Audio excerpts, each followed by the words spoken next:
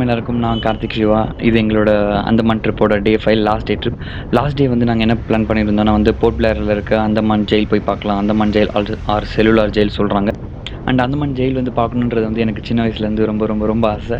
So இன்றைக்கி வந்து கொஞ்சம் எக்ஸைட்டடாகவே இருக்கும். அண்ட் ஒன் மோர் திங், நாங்கள் வந்து அந்தமானை விட்டு போகிறோன்றதுனால இன்றைக்கி வெதர் வந்து அழுகையோ ஒரு அழுகன்ட்டு ரொம்ப மழை பெஞ்சிட்டே இருந்துச்சு. So it's a nice day. So without wasting any time we can go and visit the Andaman jail. இதுதான் வந்து அந்தமான் செல்லுலார் ஜெயிலோட என்ட்ரன்ஸ். நம்ம வந்து ஒரு 50 ருபீஸ் டிக்கெட் வாங்கிட்டு இதுக்குள்ளே வந்து டைரெக்டாக போகலாம், என்ட்ரன்ஸ் காமிச்சிட்டு. அண்ட் ஒன் மோர் திங் வந்து நம்ம இந்த ஜெயிலுக்குள்ளே போனோடனே ஃபஸ்ட்டு ஒரு ரூம் மாதிரி இருக்குது. அந்த ரூம்குள்ளே வந்து ஏகப்பட்ட ஸோ மச் ஆஃப் ஆர்டிகல்ஸ் நிறைய இருக்குது. அங்கே இருந்த ஃப்ரீடம் ஃபைட்டர்ஸாக இருக்கட்டும், அவங்க யூஸ் பண்ண திங்ஸ், ட்ரெஸ்ஸு, அவங்க யூஸ் பண்ண வெசல்ஸ், அது எல்லாமே காமிச்சிருந்தாங்க. அண்ட் ஒன் மோர் திங் வந்து இங்கே இந்த ஜெயிலிருந்து வெளியே வந்தது கொஞ்சம் பேர் தான். ஸோ அவங்க எழுதின ஆர்டிகல்ஸ் அங்கே அந்த மாதிரி நிறைய போட்டிருந்தாங்க. அது படிக்கவே ரொம்ப ரொம்ப இன்ட்ரெஸ்டிங்காக இருந்துச்சு. We spend around like ½ an hour. நான் வந்து எல்லா ஆர்டிக்கலும் ரொம்ப நிறைய படித்தேன். அண்ட் ஒன் மோர் திங் வந்து இந்த வீடியோவில் நான் சில ஆர்டிகல்ஸ் வில் பி எக்ஸ்பிளைனிங். அது வந்து இங்கே நான் படித்தது தான். அந்தமான் ஜெயிலில் வந்து அந்த காலத்தில் என்ன சொல்கிறாங்கன்னு பார்த்தீங்கன்னா காலாபாணி அப்படின்னு சொல்கிறாங்க. காலா அப்படின்னா வந்து சமஸ்கிருதத்தில் வந்து காலம், டைம், அப்படி இல்லைனா டெத் அப்படின்றாங்க. அண்ட் பாணினா வந்து நம்ம எல்லாருக்குமே தெரியும், தண்ணி ஆர் கடல். ஓகே, ஸோ காலாபாணி அப்படின்னா வந்து time to death in ocean. அதாவது ஒன்ஸ் இந்த ஜெயிலுக்கு வந்து நீங்கள் வந்துட்டிங்கன்னா உங்களுக்கு வந்து சாவு கன்ஃபார்ம் அப்படின்ற மாதிரி அவங்க சொல்கிறாங்க. அண்ட் ஒன் மோர் திங் வந்து 800 மெம்பர்ஸ் கிட்ட இந்த ஜெயிலோட கெப்பாசிட்டி. அவ்வளோ பேர் இங்கே வந்திருக்காங்க. அண்ட் வந்து இந்த ஜெயிலில் வந்து சாதாரண பிரிசனர்ஸை போட மாட்டாங்க.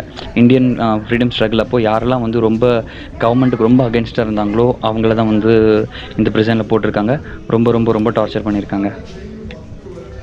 ஸோ பர்டிகுலர் ஃப்ரீடம் ஃபைட்டர்ஸை மட்டும் வந்து ஐசோலேட் பண்ணணும், இந்தியாவிலேருந்து கொஞ்சம் தள்ளி வைக்கணும். அவங்க வந்து பீப்புளோட கம்யூனிகேட் பண்ணக்கூடாது. அவங்க கம்யூனிகேட் பண்ணால் ரொம்ப இது நடக்குதுன்றதுக்காக அவங்கள தள்ளி வைக்கணுன்றதுக்காக பிரிட்டிஷ் கவர்மெண்ட் தேடிட்டு இருக்கும்போது ராஸ் ஐலாண்ட் சொல்லிட்டு ஒரு ஐலாண்ட் பார்க்குறாங்க.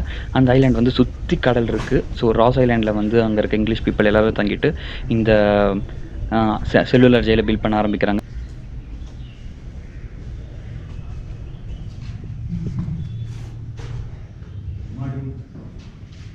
$5,15,000 ஸ்டார்ட் பண்ணாங்களா இந்த ஜெயில் கட்டுறதுக்கு. $8,30,000 ஆயிருக்கு கட்டி முடிக்கும்போது, அப்ராக்சிமேட்லி 1919.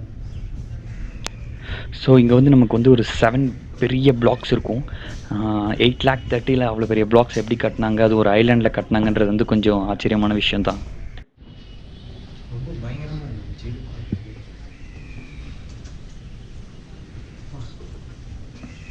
கதவுலாம் பார்த்தோம்,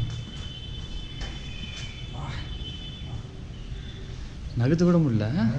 அவ்வளோ வெயிட்டாக இருக்கு. லாக்கு எல்லாம் செம்ம ஸ்ட்ராங்காக இருக்கு.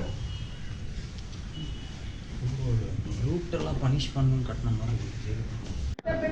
ஸோ ஈவினிங் 6 o'clock மேலே இந்த செல்லில் போட்டாங்கன்னா ஒன்ஸ் அகைன் திரும்ப அவங்களால வர முடியாது. ரெஸ்ட் ரூமுக்கு வந்து அவங்க ஒரு பார்ட் மாதிரி கொடுத்துருக்காங்க. ஸோ இந்த செல்குள்ளேயே தான் வந்து அவங்க எல்லாமே பண்ணிக்கணுமா. ஸோ ரொம்ப கஷ்டமாக இருந்துச்சு அதை கேட்குறதுக்கு படிக்கிறதுக்கும். இந்த காலாபானிக்குள்ள இவ்வளோ சஃபர் பண்ணியிருக்காங்க. So primary punishment, secondary and final. அந்த அளவுக்கு போகணுன்னு அவசியம் இல்லை. எக்ஸ்ட்ரீம் லெவல் போகணும்னா பிரைமரி லெவல்லே பார்த்தீங்கன்னா அவங்க இறங்கி போயிருக்காங்க பிகாஸ் ஆஃப் டிசீஸ்.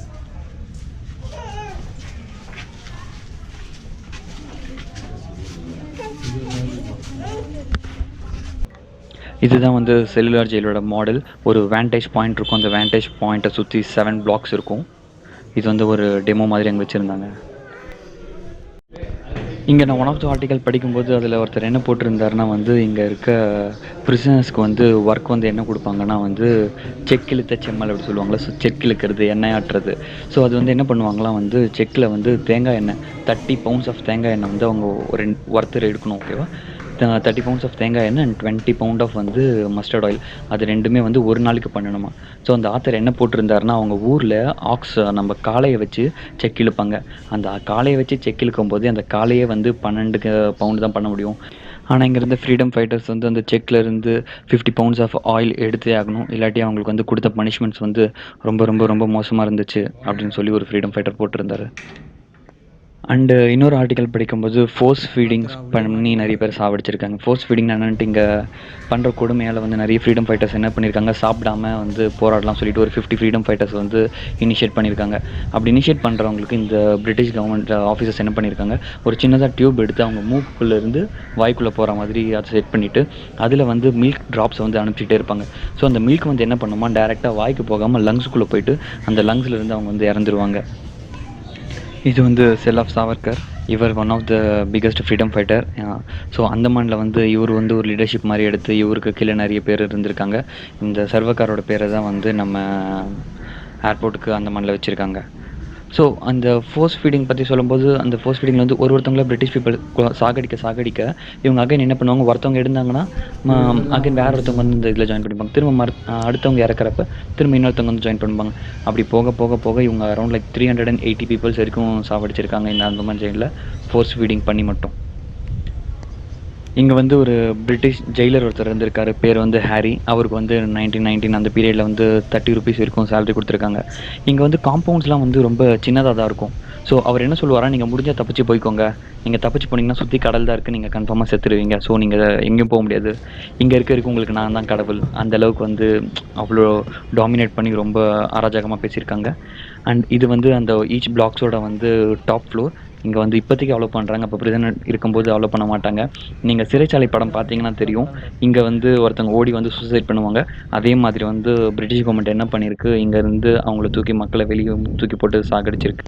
நீங்கள் இன்கேஸ் சிறைச்சாலை மூவி பிரியதர்ஷன் டைரக்டட் மூவி தமிழில் பார்க்கலன்னா டெஃபினட்டாக போய் பாருங்கள். அது வேறு லெவல் ஃபீல் கொடுக்கும் இந்த ஜெயில் பற்றி இன்னும். செல்லுலர் ஜெயிலில் மொத்தம் 7 block. As of now 4 block இடிச்சிட்டு மெடிக்கல் ஹாஸ்பிட்டல் கட்டிட்டாங்க. அந்த ப்ளூ கலரில் தெரியுது எல்லாமே அந்த மாதிரிலாம் இருக்க ஹாஸ்பிட்டல்.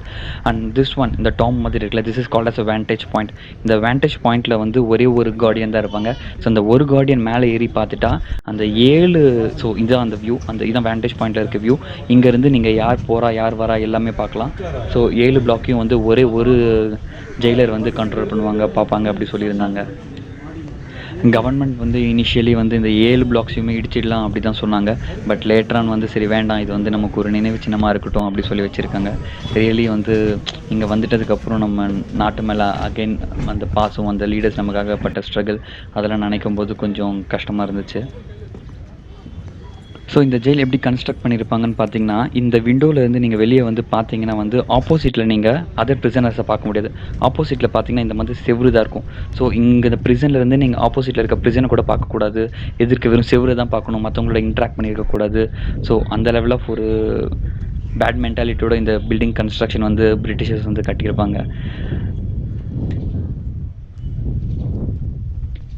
ஜெயிலில் வந்து லைட் ஷோ ரொம்ப ஃபேமஸ். இங்கே தான் வந்து லைட் ஷோ நடக்கும். அது வந்து ஈவினிங் டைம் 6 to 7:30 அது மாதிரி நடக்கும். அன்ஃபார்ச்சுனேட்டாக நாங்கள் இருந்து 2 நாளுமே வந்து மழை. ஸோ லைட் ஷோ வந்து கேன்சல் ஆகிடுச்சு. இன்கேஸ் நீங்கள் யாராவது வந்து லைட் ஷோ பார்த்துருந்தீங்கன்னா just upload your video and let us know பார்க்கறதுக்கு எப்படி இருந்துச்சு சொல்லி. இந்த இடத்த வந்து பார்த்ததுக்கப்புறம் மோர் தென் பயம் வந்து நம்ம ஃப்ரீடம் ஃபைட்டர்ஸ் மேலே ரொம்ப ரெஸ்பெக்ட் வந்துச்சு. So Andaman last day and the trip is over. என்னோட vlog everything of Andaman is over. Thanks for watching all this video with me, and in case if you like this video, like, share and subscribe. So until my next trip, bye bye, see you again. We'll be back soon.